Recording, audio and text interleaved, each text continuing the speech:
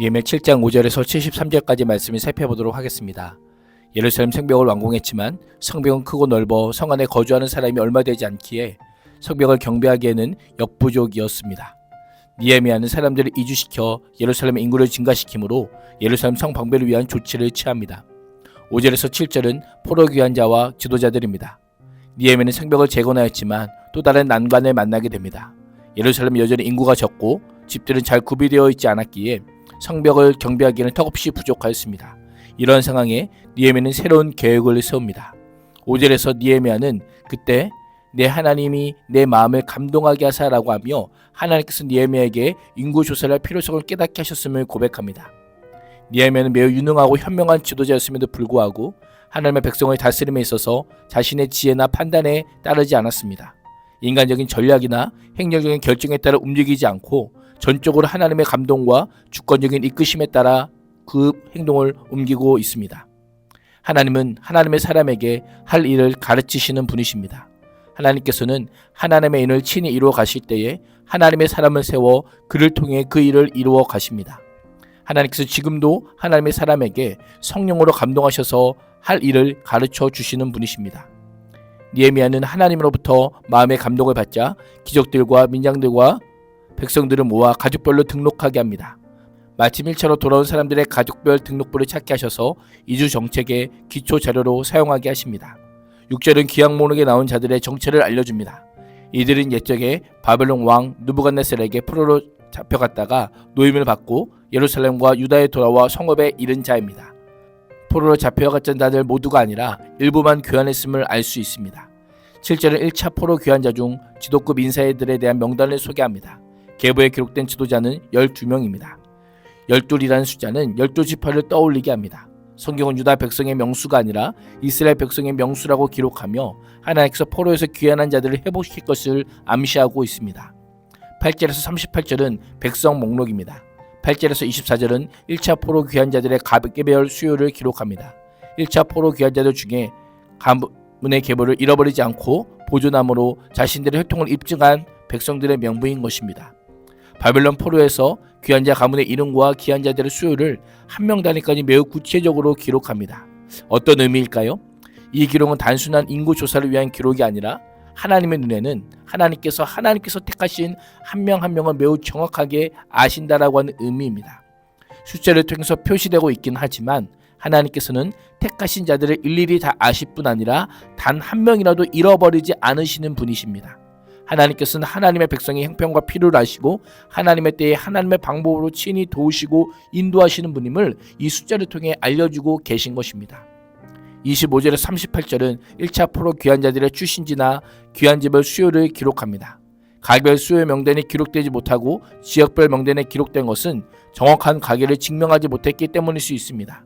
정확한 가계는 증명하지 못했지만 자신의 조상들이 살고 있던 지역은 분명히 알고 있었기에 이스라엘 사람으로 확인되어 기록될 수 있었던 것입니다.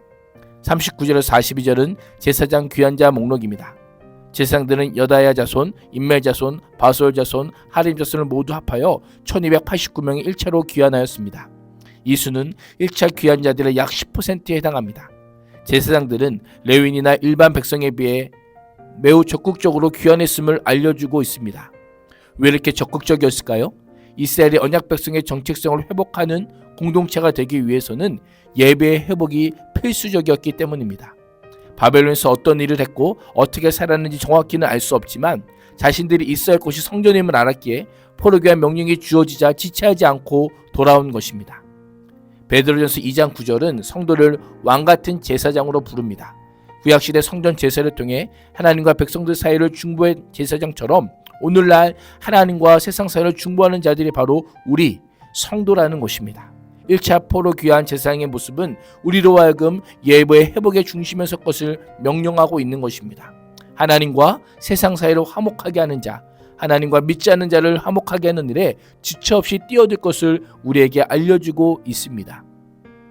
43절에서 56절은 레위인과 성전 봉사자들의 목록입니다. 43절에서 45절은 1차 귀환한 레위인들의 가계별 수호와 레위인들의 역할에 대해서 알려줍니다. 노래하고 성전을 지키는 것이 레위인의 임무였습니다. 46절에서 56절은 1차 포로 귀환자 중 본래 이방인이었지만 이스라엘의 포로로 끌려온 후에 성전에서 레인들을 돕는 성경 봉사자인 니드린 사람들의 명단을 소개합니다. 이들은 주로 성전에서 물을 깃고 나무를 패는 일을 하며 이스라엘 사회에서 신문적으로는 볼 때 매우 비천한 자들이었습니다. 오히려 바벨론에서 생활이 육신적으로 볼 때 더 편안했을 수 있습니다. 그럼에도 여호와를 향한 뜨거운 신앙의 열정을 가지고 귀환하였던 것입니다. 57절에서 60절은 솔로몬 신하의 자손입니다. 솔로몬 신복 중 1차 포로 귀환자들의 가계를 소개합니다. 신복이란 종, 노예라는 뜻으로 육체적 노동을 하는 종들이라는 의미입니다. 이들의 상당수는 솔로몬의 군대 위에 포로로 잡혀온 자들의 후손이었을 것입니다. 혈통상 이방인이요 약속의 땅에 들어와 힘든 일을 종사해야 했음에도 불구하고 하나님에 대한 신앙으로 바벨론을 떠나 유대로 돌아온 믿음의 사람들이었던 것입니다. 61절에서 65절은 조상을 밝히지 못하는 경우입니다.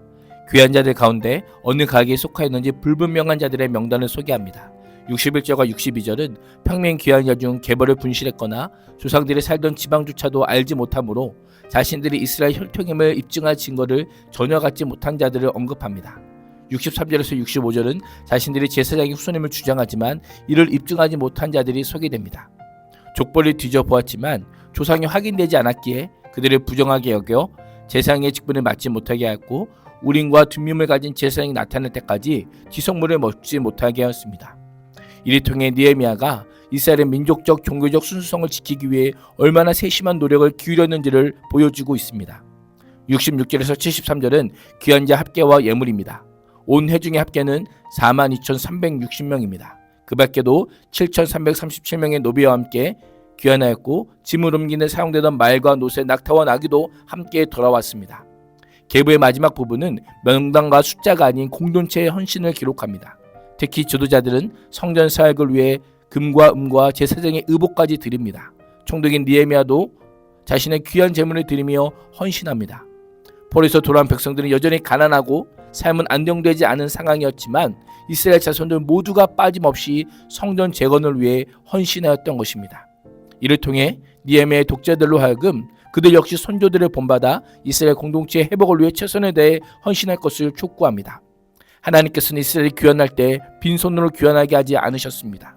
필요한 것들을 함께 주셨고 하나님께 드릴 예물도 친히 공급해 주시는 분이십니다. 내가 있어야 할 그곳이 황폐하고 돌아가고 싶지 않은 곳입니까? 그곳은 내가 있어야 할 것이고 그곳에서 하나님을 예배해야 하는 것입니다.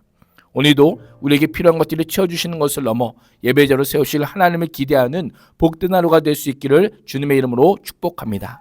기도하겠습니다. 하나님, 오늘도 황폐하고 무너진 삶의 자리에서도 하나님을 예배하는 예배자로 온전히 서게 하여 주옵소서. 예수님의 이름으로 기도합니다. 아멘.